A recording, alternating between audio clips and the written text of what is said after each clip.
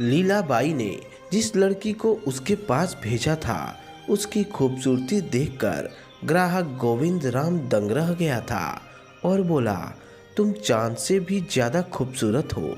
ठीक है, तारीफ करने का समय नहीं है। मैं एक धंधे वाली हूँ और धंधे वाली ही रहूँगी। आप कितनी भी तारीफ कर लो, लगता है तुम कोठे पर अपनी मर्जी से नहीं आई हो। गोविंद राम ने सवाल पूछा। देखिए मिस्टर, फालतू सवाल मत पूछो। ठीक है, नहीं पूछूंगा, मगर मैं नाम तो जान सकता हूँ तुम्हारा। आपको नाम से क्या है? लीलाबाई ने जिस काम से भेजा है वह करो और भागो। फिर भी मैं तुम्हारा नाम जानना चाहूँगा। मेरा नाम जमुना है। क्या तुम अब भी शादी करने की इच्छा रखती हो? अब कौन करेगा मुझसे शादी? अगर कोई तुमसे शादी करने को तैयार हो तो शादी कर लोगी। मैं इन मर्दों को अच्छी तरह से जानती हूँ। ये सब केवल औरतों से खेलकर इस गंदगी में ढकेलना जानते हैं। तुम्हें मर्दों से इतनी नफरत क्यों? मगर आप यह सब क्यों पूछ रहे हैं? आप अभी धंधे वाली के पास हैं। अपना काम कीजिए और यहाँ से जाइए।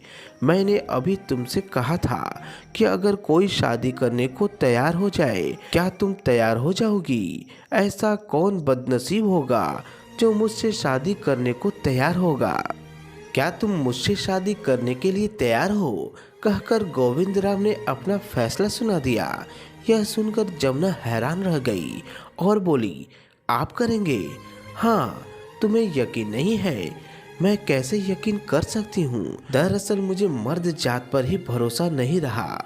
लगता है तुमने किसी मर्द से चोट खाई है, इसलिए हर मर्द से अब नफरत करने लगी हो। बस ऐसा ही समझ लो।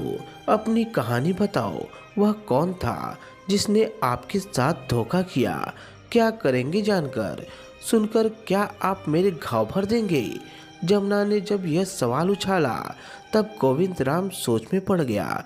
थोड़ी देर बाद इतना ही कहा, अगर तुम बताना नहीं चाहती हो तो मत बताओ, मगर इतना तो बता सकती हो कि यहाँ तुम अपनी मर्जी से आई हो या कोई जबरन लाया है?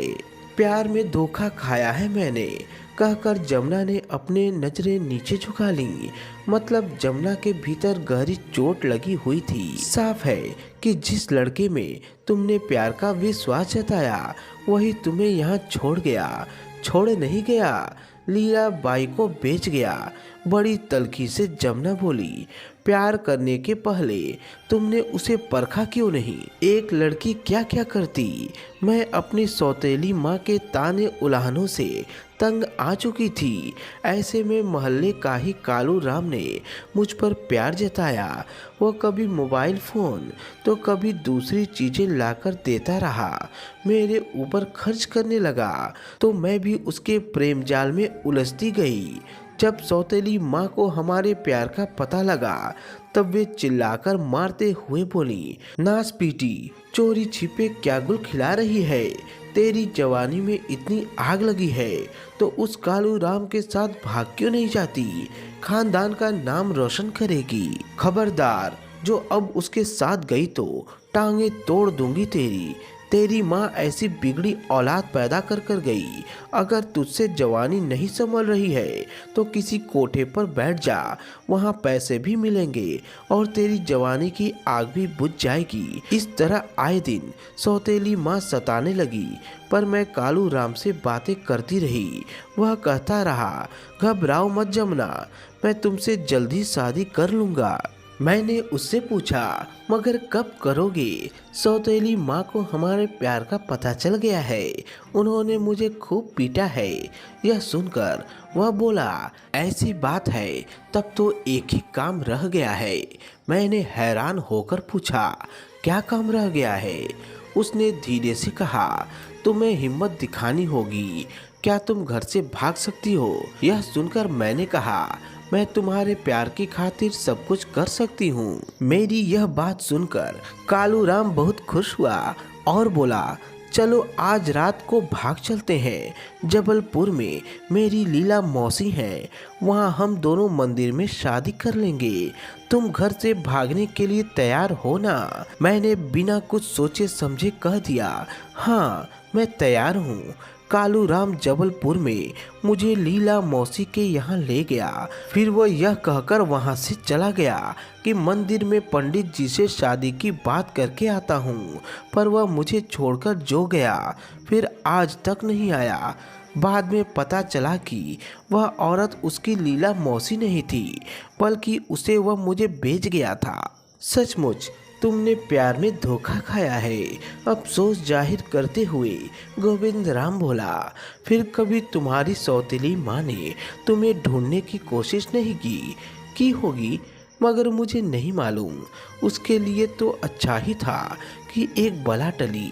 अगर मैं जाती भी तो वह मुझे नहीं अपनाती।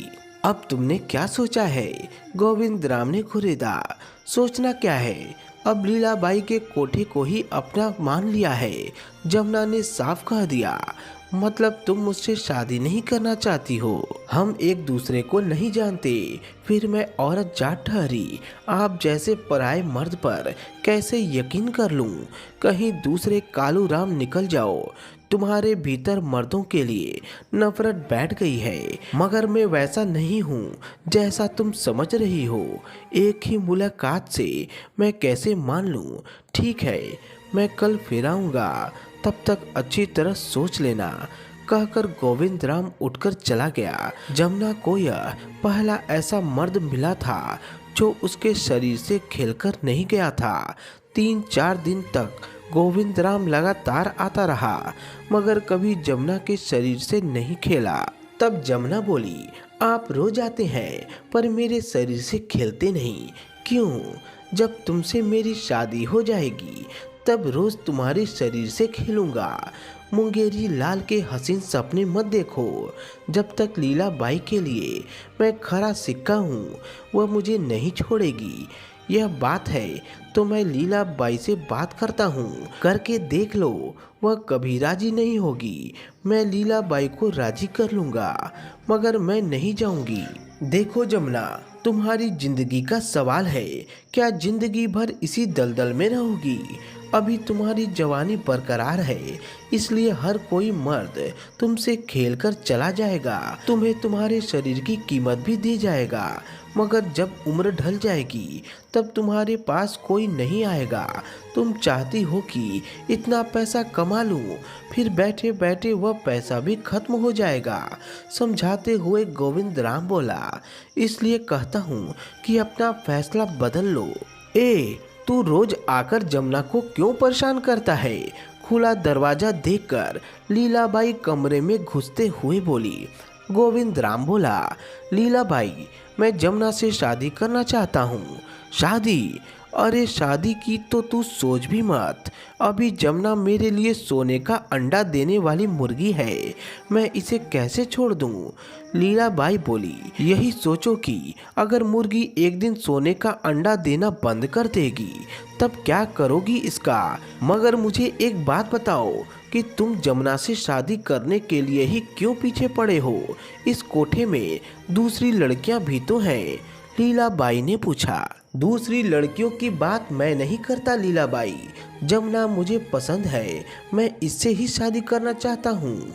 आप अपना रजामंदी दीजिए। एक बार फिर गोविंद राम ने कहा, ऐसे कैसे इजाज़त दे दूँ? तुम कौन हो? तुम्हारा खानदान क्या है? अपने बारे में कुछ बताओ। अगर मैं अपना खानदान बता दूं, तब क्या तुम जमुना से मेरी शादी के लिए तैयार होगी? मुमकिन है कि मैं तैयार भी हो जाऊं। लीलाबाई ने कहा, देखो लीलाबाई, मरने से पहले मेरे पापा कह गए थे कि तुम अपनी माँ नहीं, धंधे वाली से पैदा औलाद हो। तुम्हारी माँ तो बांझ है। लीलाबाई खामोश हो गई। थोड़ी देर बाद वह बोली, तुम्हारे पिता ने यह नहीं बताया कि वह धंधे वाली कौन थी?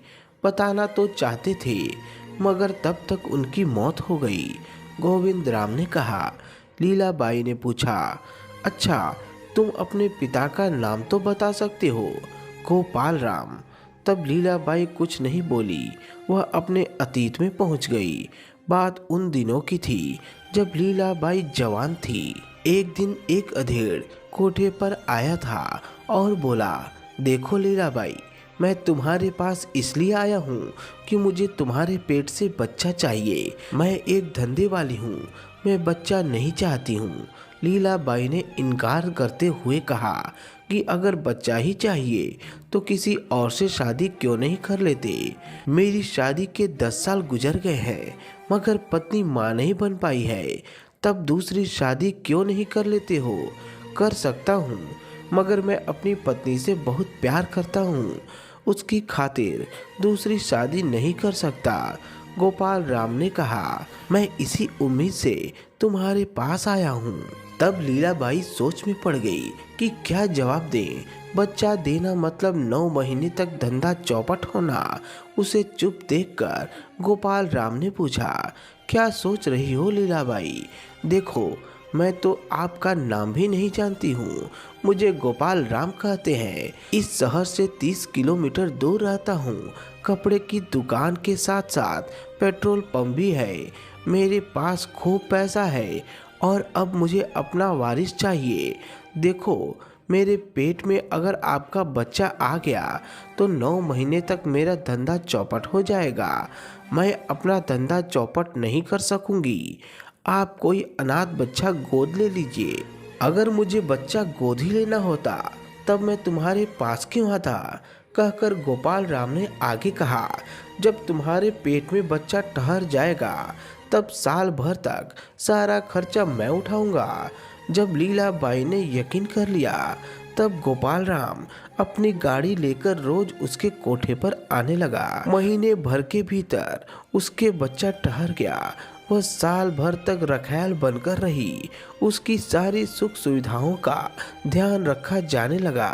9 महीने बाद लीलाबाई के लड़का हुआ। तब सारी बस्ती में मिठाई बांटी गई। 6 महीने के भीतर जब तक माँ का दूध बच्चा पीता रहा तब तक गोपाल राम उसे अपने साथ नहीं ले गया। बच्चा गोपाल राम को सौंपने के बाद लीलाबाई अपने पुराने ढर्रे पर आ गई। जब शरीर ढलने लगा, ग्राहक कम आने लगे, तब वह कोठा चलाने वाली बन गई। ओ लीलाबाई, कहाँ खो गई? कहकर गोविंद राम ने उसे झकझोरा। तब वह अतीत से वर्तमान में लौटी। गोविंद राम को अपने सामने देखकर लीलाबाई ने मन ही मन सोचा, अब बता दूं कि मैं इसकी माँ हूँ, मगर यह राज राज ही रहेगा। मैं तो इसे जन्म देकर अपनी गोद में खिलाना चाहती थी। रात रात भर तड़पती थी, ग्राहकों को भी संतुष्ट करती थी। अरे आप फिर कहाँ खो गई? गोविंद राम ने एक बार फिर टोका। तुम्हारी माँ तो है ना?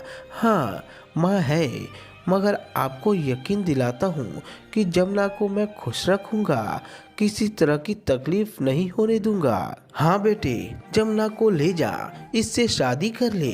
अरे आपने मुझे बेटा कहा? गोविंद राम ने जब यह पूछा तब लीलाबाई बोली, अरे उम्र में तुमसे बड़ी हूँ, इसलिए तू मेरा बेटा हुआ कि नहीं? देख जमुना, मैं तुझे आज़ाद करती हूँ, तू इसके साथ शादी रचा ले। मेरी अनुभवी आंखें कहती हैं कि यह तुझे धोखा नहीं देगा, मगर मैं एक धंधे वाली हूँ, यह दाग कैसे मिटेगा? जमुना ने पूछा, क्या इनकी माँ एक धंधे वाली को अपनी बहू बना लेगी? देखो जमुना, मैंने अपनी माँ से इजाज़त ले ली है, बल्कि माँ ने ही मुझे यहाँ भेजा है। यह कहकर गोविंद राम ने एक और राज खोल दिया। जा जमुना जा, कुछ भी मत सोच, इस गंदगी से निकल जा, तू वहाँ महारानी बनकर रहेगी। दबाव डालते हुए लीलाबाई बोली, ठीक है, आप कहती हैं तो मैं चली जाती हूँ। उठकर जमुना अपनी कोठरी में गई। मुंह से पुता लाली पाउडर सब उतारकर साड़ी पहनकर एक साधारण औरत का रूप बनाकर जब गोविंद राम के सामने आकर खड़ी हुई तो वह देखता रह गया। बाहर कार खड़ी थी, वे दोनों तो कार में बैठ गए। लीलाबाई सोचती रही, कभी इसका बाप भी इसी तरह कार लेकर आता था। तो दोस्तों, आपका क्या कहना है इस कहानी के बारे में कमेंट करके हमें ज़रूर बताएं। वीडियो को लाइक कर दीजिए और इसी तरह की कहानियाँ लगातार देखने और सुनने के लिए हमारे चैनल को सब्सक्राइब करके घंटी को दबाकर ऑल पर सेट कर लीजिए ताकि आने वाली वीडियो का नोटिफिकेशन आपके पास तुरंत मिल सके। तो मिलता हूँ आपसे एक अगली वीडियो में, तब तक के लिए धन्यवाद।